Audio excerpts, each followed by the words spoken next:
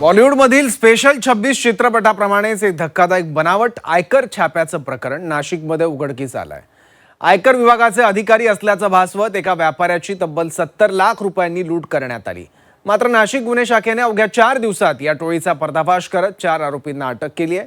नेमकं घडलं कसं, पोलीस आरोपींपर्यंत कसे पोहोचले, पाहूयात। नाशिकच्या दिंडोरी नाका परिसरात काही जणांनी स्वतःला आयकर विभागाचे अधिकारी असल्याचं सांगत एका व्यापाऱ्यावर बनावट छापा टाकला। व्यापाऱ्याला धाक दाखवत तब्बल 70 लाख रुपयांची रोकड लुटून आरोपी पसार झाले। या प्रकरणात पंचवटी पोलीस ठाण्यात गुन्हा दाखल होताच तपास गुन्हे शाखेकडे वर्ग करण्यात आला। गुन्हे शाखेनं अवघ्या 4 दिवसात या प्रकरणाचा छडा लावत 3 पुरुष आणि एका महिलेसह 3 आरोपींना अटक केली आहे। 4 आरोपींना आपण अटक केलेली आहे। याच्यामध्ये उमाशंकर प्रेमशंकर वर्मा वय 40, राहणार रामनगर, आदमगड, उत्तर प्रदेश। सुजित कुमार राजकिशोर दुबे वय 32, राहणार मोतीनगर, सिंदरी, जिल्हा धनबाद, झारखंड। निलेश अशोक पक्का वय 27, महाकाली मंदिर समोर, नागे बंदर, वसई। आणि एक महिला संगीता हंसराज दायरे, राहणार कोणार्क नगर, नाशिक, मूळची ही जळगावची आहे। अशा 4 आरोपींना आपण अटक केली आहे। तपासादरम्यान आणखी धक्कादायक माहिती समोर आली।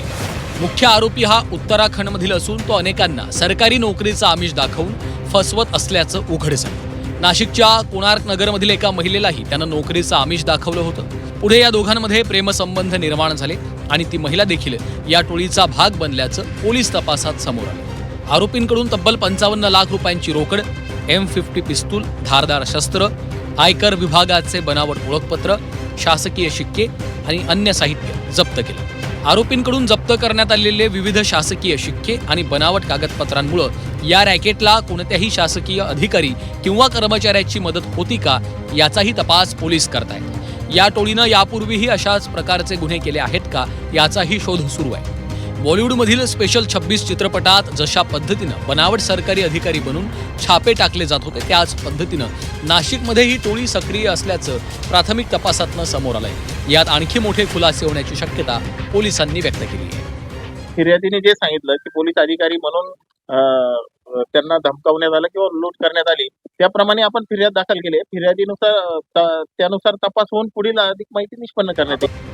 बनावट आयकर अधिकाऱ्यांच्या नावाखाली झालेल्या या धाडसी लुटीनं व्यापाऱ्यांमध्ये भीतीचं वातावरण निर्माण झालं। या प्रकरणात आणखी काही आरोपी किंवा इतर धागेदोरे समोर येतात का, याकडे आता सर्वांचं लक्ष लागलंय। सागर गायकवाड, झी 24 तास, नाशिक।